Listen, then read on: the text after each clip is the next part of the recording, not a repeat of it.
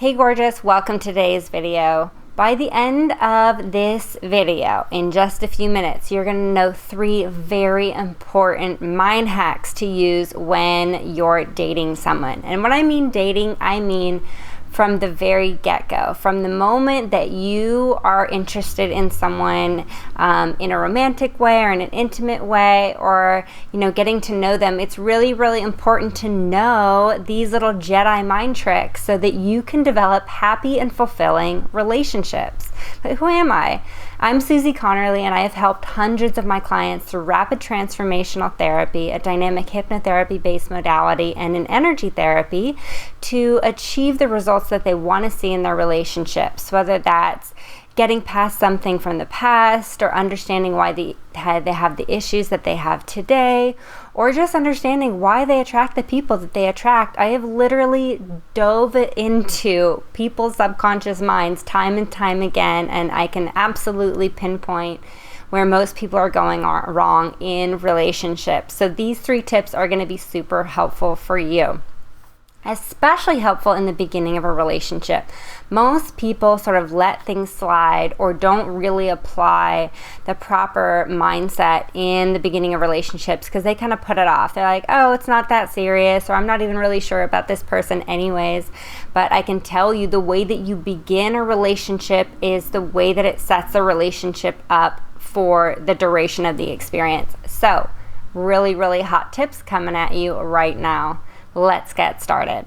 So the first Jedi mind trick is that you need to approach every relationship from a personal perspective.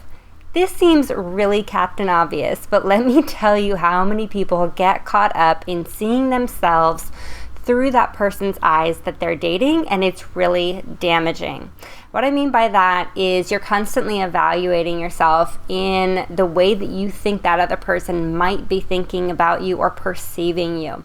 And a lot of it's going on behind the scenes, behind in the subconscious part of your mind, like evaluating how you look, scrutinizing yourself, or thinking, is this person going to think that I make enough money? Or, all of these things, all these doubts. But you're unconsciously sort of looking at yourself in a way that the other person might be looking at you, even though you know nothing about this person, right? So when we think about it, it's kind of crazy. But it's very, very consistent that most people are actually unconsciously looking at themselves through the other person's eyes.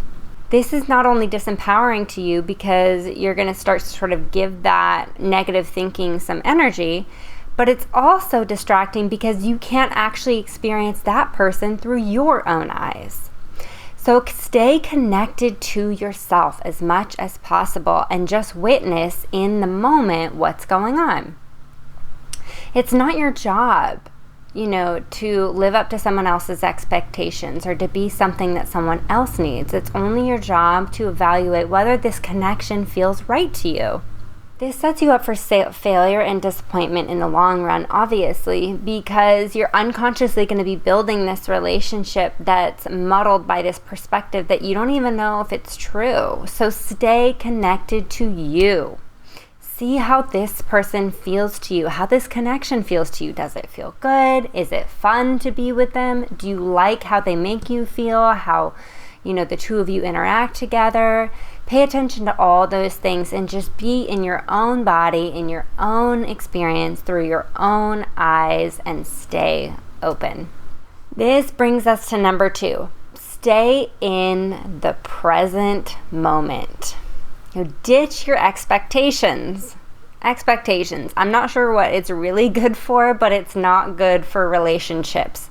So don't expect that just because a person is a certain age or has a certain job or has a certain anything, that they're going to have other qualities that go along with that as well. I can't tell you how many times we've made assumptions that like someone of a certain age should have certain relationship skills or communication skills, or that just because we feel something is important, somebody else is going to also feel that thing is important.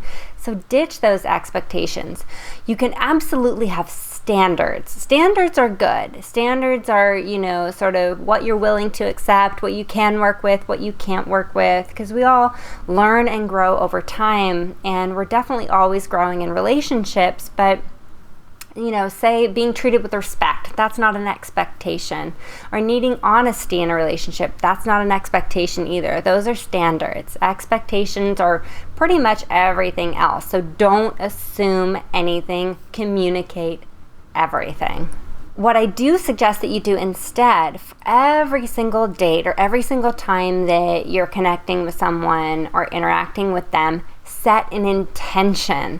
So it sounds a little cheesy, but go with it, because just like at the beginning of every yoga class, you can have a personal intention for that date or that connection or that experience you're going to have with that person.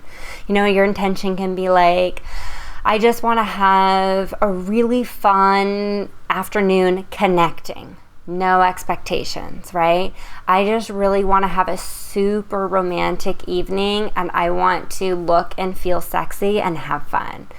An expectation is, I'm going to do this, and this person's going to show up for me in that way, and that's going to make me feel that way, right? That doesn't work. So if you want to feel a certain way, decide it and make that happen. That doesn't have to include them acting in a certain way for your personal intention.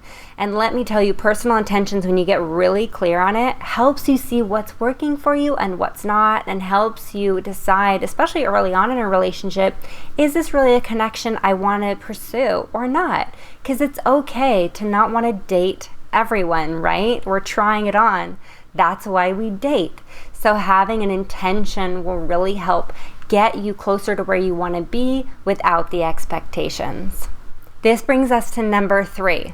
So remember, this person that you're with, it's only one person out of 7.7 billion people in the world, okay? As of August 2019, there are 7.7 billion people in the world, and this person you're dating is only one of them. So they don't own your connection to love. They don't own your sorts of validation. They're not here to, do and be everything for you. A lot of times people in relationships get really caught up in trying to make this person that they're dating their primary relationship, even when there's all sorts of things that don't work for them, right? This can be a signal to you that maybe you don't feel like you have enough access to love, or maybe you don't have confidence in your relationships or have confidence that it's going to work out. And that's okay. And we can totally have compassion for you in that experience. But this is only one person.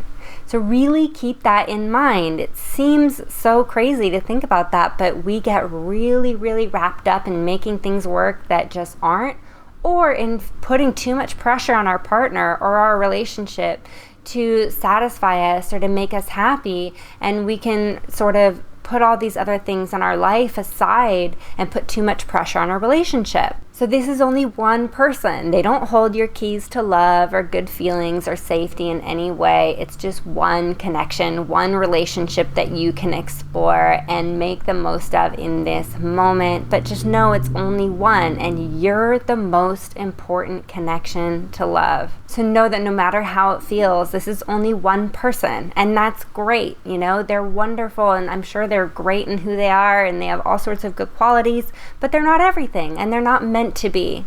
So keep that in mind as you connect with them, and it's going to make your experience so much more positive and give you the keys back to connecting and loving in a way that feels really, really good and very, very positive and very full. When you think about how many people have love in this world to give, it's really refreshing because there's so much more than we could have imagined. So I really hope this gives you something to chew on as you go and connect with your partner or the next person that you're dating, or get on an app or whatever, and just really, really think about how you're approaching these situations. It's these little things that can either set you up for success or for failure. So definitely pay attention to the way that you're showing up in relationships, and you can really help yourself out. And if you would like to get any of my free downloads, I have a couple links below. I think that you're really going to love them. One is a guide about how to heal past relationship stuff, and one is 5 signs that you're in a faux conscious relationship. So check those out, and please leave me a comment below if this was helpful to you, and I would love to hear from you.